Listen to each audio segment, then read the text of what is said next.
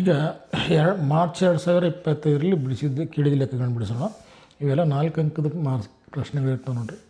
ಏನು ಪ್ರಶ್ನೆ ಕೊಡ್ತಾನೆ, ರೇಖಾತ್ಮಕ ಸಮೀಕರಣ ಜೋಡಿಗಳಿಗೆ ನಕ್ಷಕ್ರಮದಿಂದ ಪರಿಹಾರವನ್ನು ಕಂಡುಹಿಡಿಯಿ ಅಂತ ಪ್ರಶ್ನೆ ಇರ್ತದೆ.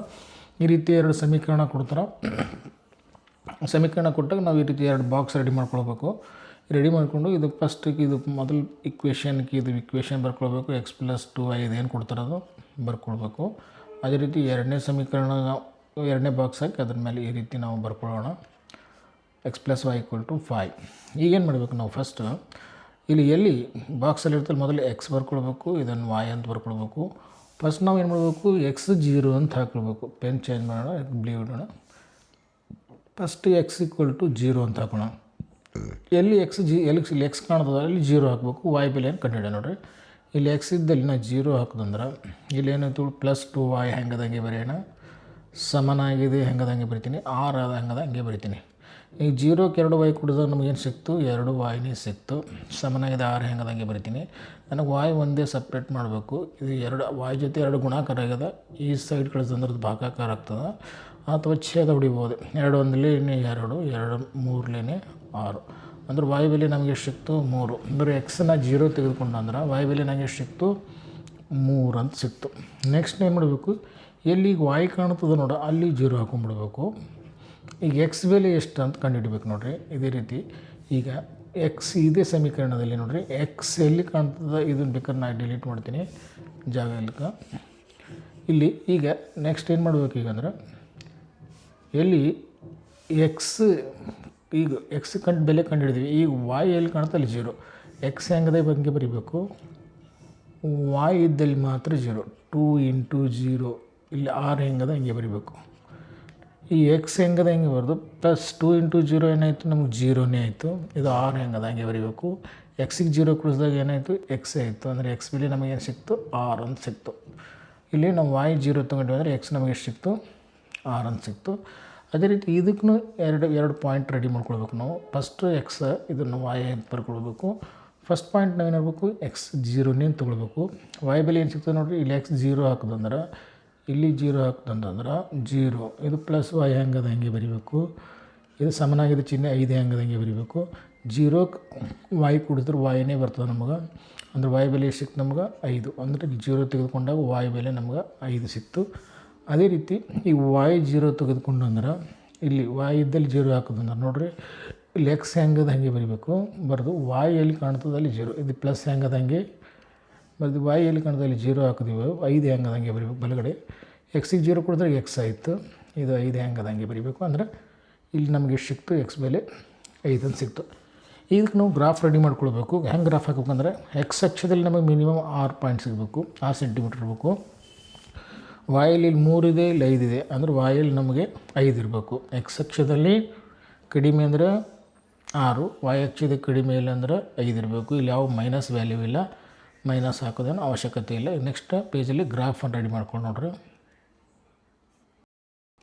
ಈ ರೀತಿ ನಾವು ಗ್ರಾಫನ್ನು ರೆಡಿ ಮಾಡ್ಕೊಳ್ಬೇಕು. ಇದು ಎಕ್ಸ್ ಅಕ್ಷ ಇದೆ, ಇಲ್ಲಿ ಎಕ್ಸ್ ಅಕ್ಷ, ಇದು ಎಕ್ಸ್ ಡ್ಯಾಶು, ಇದು y, ಇದು y ಡ್ಯಾಶ್ ಇದೆ.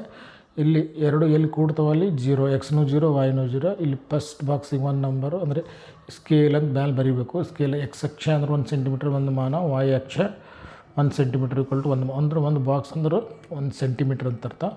ಇಲ್ಲಿ ಎಕ್ಸ್ಲಿಂದ 1 ಇದು 2 3 4 5 6 7 8 ಬರ್ತಿದ್ದೀನಿ. ಮಿನಿಮಮ್ ನೋಡಿರಿ ನಮ್ಗೆ 6 ಬೇಕು. ಅದಕ್ಕೆ 6ಕ್ಕಿಂತ ಜಾಸ್ತಿ ಬರಿಬೋದು, 6ಕ್ಕಿಂತ ಕಡಿಮೆ ಬರೆಯೋಂಗಿಲ್ಲ. ಈ ಕಡೆ ಈಗ y ಅಕ್ಷದಾಗ ನೋಡಿರಿ ನಾನು 8 ತನಕ ಬರ್ತೀನಿ. 1 2 3 4 5 6 7 8 ಪ್ಲಸ್ನಾಗಿದೆ ಅದು ಬರ್ತೀನಿ. ಈ ಕಡೆ ಮೈನಸ್ನಾಗಿರ್ತದೆ ಎಕ್ಸ್ ಡ್ಯಾಶ್ನಲ್ಲಿ -1 -2 -3 4 ಇಷ್ಟು ಬರ್ತಿದ್ದೀನಿ. ಈ ಕಡೆನೂ ನಾನು -1 -2 -3 ಅಂದರೆ 0 ಕೆಳಗಡೆ ಇದ್ದು ಮೈನಸ್ನಾಗಿರ್ತದೆ, ಮೈನಸ್ ಬರ್ತೀನಿ. ಈಗ ನೋಡಿರಿ ಗ್ರಾಫ್ ಹಾಕೋಣ. ಗ್ರಾಫ್ನಾಗ ನೋಡಿರಿ ಫಸ್ಟ್ ನಮಗೆ ಏನು ಸಿಗ್ತದೆ ಅಂದರೆ ಎಕ್ಸ್ನಲ್ಲಿ ಎಷ್ಟಿದೆ, 6 ಇದೆ, ವಾಯಲ್ಲಿ 3 ಇದೆ. ಎಕ್ಸಲ್ಲಿ ಇರ್ತದೆ ಎಕ್ಸ್ ಅಕ್ಷ ಮೇಲೆ ನಾವು 6 ಗುರುತಿಸೋಣ, y ಅಕ್ಷದ ಮೇಲೆ 3 ಅಂತ ಗುರುತಿಸೋಣ ನೋಡಿರಿ. ಎಕ್ಸ್ ಅಕ್ಷದಲ್ಲಿ y, ಎಕ್ಸ್ ಅಕ್ಷದಲ್ಲಿ 6. ಎಕ್ಸ್ ಅಕ್ಷದಲ್ಲಿ 6 ಅಂದರೆ ಇಲ್ಲಿ ನೋಡಿ 1 2 3 4 5 6 ಇಲ್ಲಿ ಒಂದು ಬಿಂದು ಗುರುತು ಮಾಡೋಣ. ಅದೇ ರೀತಿ y ಅಕ್ಷದಲ್ಲಿ ಎಷ್ಟಿದೆ, 3 ಇದೆ ನೋಡಿರಿ ಇನ್ನೊಂದ್ಸಲ. y ಅಕ್ಷದಲ್ಲಿ ನೋಡಿರಿ, y ಅಕ್ಷದಲ್ಲಿ 3 ಇದೆ, ಅದು 3 ಅಂತ ಗುರುತಿಸೋಣ. y ಅಕ್ಷದ ನೋಡಿರಿ ಪ್ಲಸ್ನೇ 3 ಇದೆ, ಇಲ್ಲಿ 0 +1 +2 +3 ಇಲ್ಲೊಂದು ಬಿಂದು ಗುರುತು ಮಾಡಿದೆ. ಇಲ್ಲಿ 6, ಎಕ್ಸ್ ಅಕ್ಷದಲ್ಲಿ ವೈ ಅಕ್ಷದಲ್ಲಿ 3. ಏನು ಮಾಡಬೇಕು ನಾವು ಕರೆಕ್ಟ್ ಸ್ಕೇಲ್ ತೆಗೆದುಕೊಂಡು ಈ ರೀತಿ ಒಂದು ಸರಳ ರೇಖೆಯನ್ನು ಎಳಿಬೇಕು. ಇಲ್ಲಿಂದ ನೋಡಿರಿ 6 ಈ ರೀತಿ ಕರೆಕ್ಟ್ ಬರಬೇಕು.